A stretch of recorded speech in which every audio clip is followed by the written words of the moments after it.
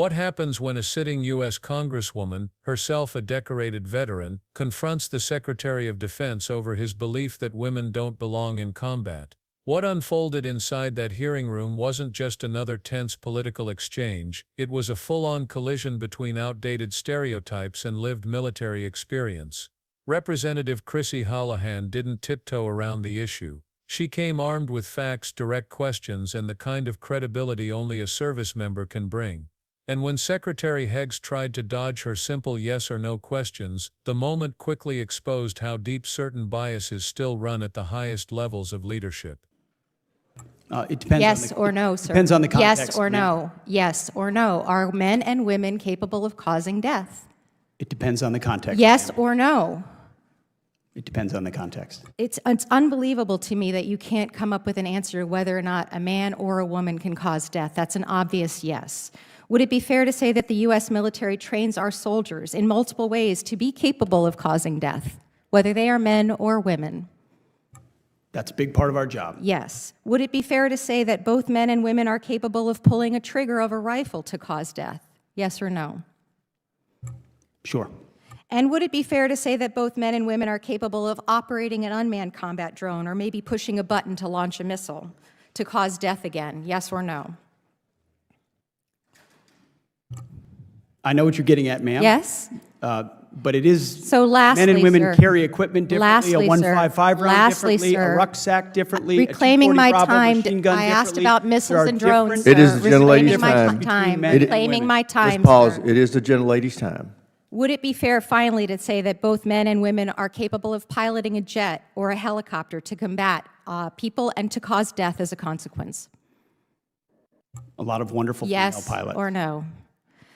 So while I agree with you that physical fitness, as you were mentioning, is a very strong and important component of lethality, the warfighter that you have written about in your books and talked about on various podcasts is but a very, very small piece of the overall lethality picture. In fact, we estimate only about 10% of our military personnel are directly involved in the kind of combat that you're referring to.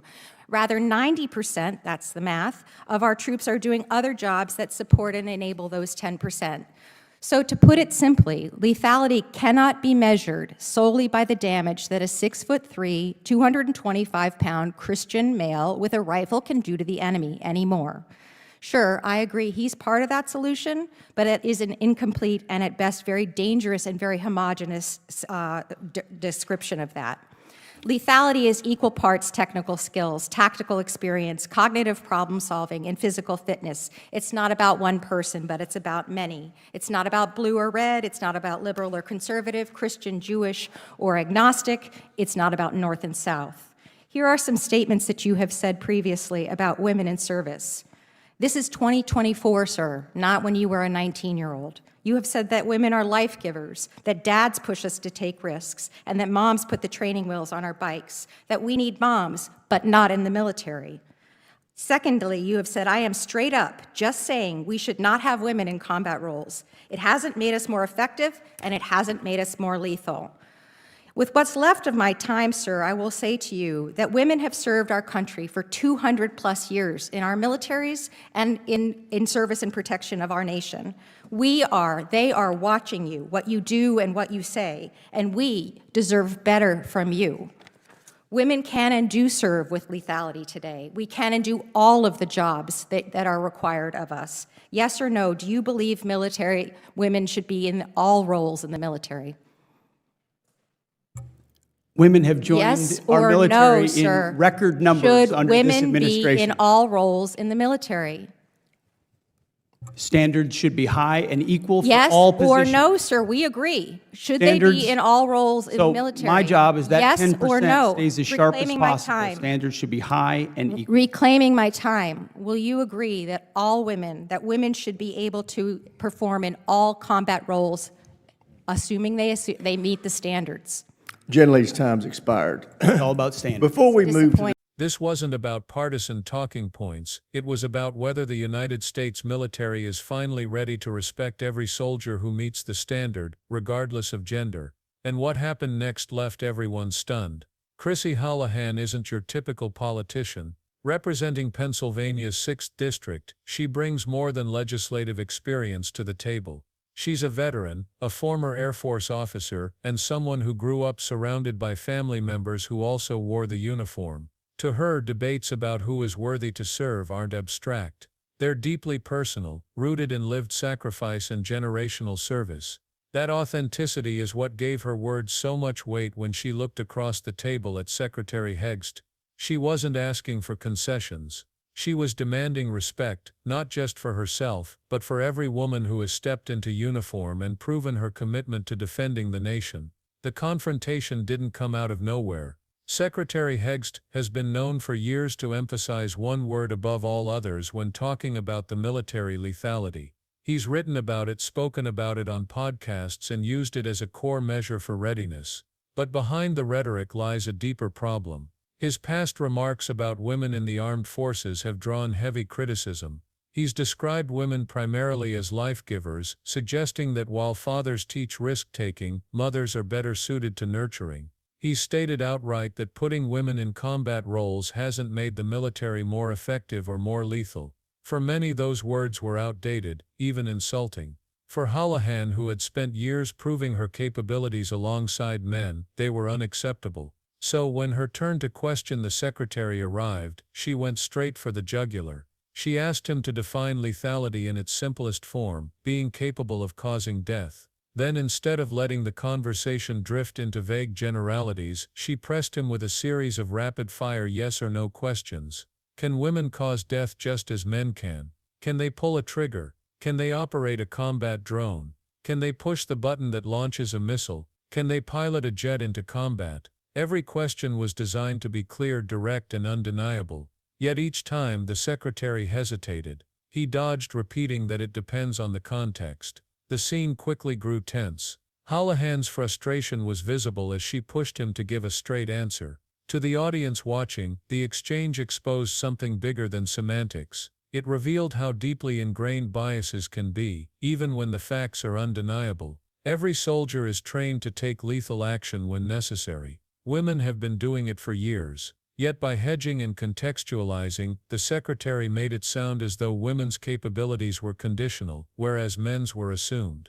That subtle double standard spoke volumes. And this is where Houlahan flipped the script. Instead of letting him define lethality only in terms of brute force, she broadened the perspective. She reminded the room that only about 10% of the military is directly involved in frontline combat operations. The other 90%, they support, enable, and execute critical tasks that make modern warfare. Technical expertise, logistical coordination, intelligence analysis, cyber operations, these roles are no less vital, and they are just as tied to lethality as the soldier carrying a rifle. Modern battle isn't just about how much weight you can carry on your back. It's about how quickly you can process information, adapt to new technology, and make decisions under extreme pressure. By reframing the argument, Houlahan highlighted a truth that many military leaders already know: lethality isn't just physical. It's mental, technical, and tactical. It's about collaboration across diverse units and skill sets. And in those areas, women have proven time and again that they are not just equal, but often exceptional.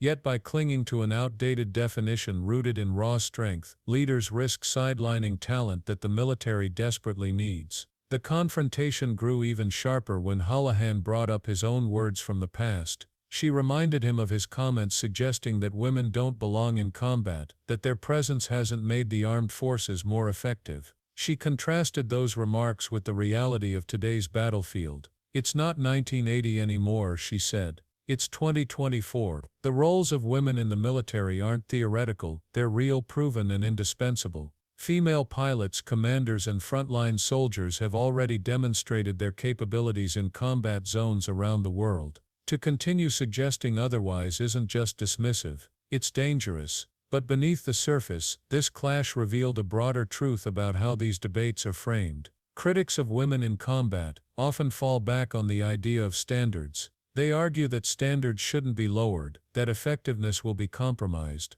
But Houlahan wasn't arguing for lower standards. She was demanding equal standards. If a woman can meet the same rigorous benchmarks as her male counterpart, there should be no barrier, no asterisk next to her service, no footnote questioning her role. The problem is that too often, the conversation gets muddied by logistics and hypotheticals, masking deeper biases that remain unspoken but persistent. Her insistence on yes or no answers was more than a rhetorical tactic. It was a demand for clarity. Because at the end of the day, the question is simple: do you believe women can serve in all roles if they meet the standards, yes or no? And the Secretary's inability to give that simple yes revealed everything. His reluctance wasn't about policy details. It was about perspective, about a worldview still anchored in the idea that men and women inherently serve different purposes. As her time ran out, Houlahan left him with words that carried weight far beyond the hearing room. "Women have served this country for more than 200 years, she said. They're watching, they're listening, and they deserve better from leaders at the very top." It was a reminder that these debates aren't just intellectual exercises. They're about real people who put their lives on the line every day and who expect to be respected for their service, not diminished because of their gender. The broader message was clear. Equality in uniform isn't political correctness, it's a national security imperative. A military that dismisses half its population risks weakening itself. A military that embraces talent wherever it's found grows stronger. And in an era where modern threats demand not just muscle but innovation, intelligence, and adaptability, clinging to outdated stereotypes about who belongs in combat is a luxury America can't afford. So the next time we hear leaders hedge on this issue, the real question we should ask is simple: are they protecting standards, or are they protecting old biases? Because as long as women continue to meet the same standards, serve with distinction, and prove their lethality in every sense of the word, the debate should already be over. What do you think? Should women who meet the standards be allowed to serve in every military role, without exception? Or are there still deeper barriers that haven't been confronted yet? Drop your thoughts in the comments below, and if you found this video insightful, make sure to hit that like button, subscribe for more, and turn on notifications. The next video dives into an even more controversial showdown you won't want to miss.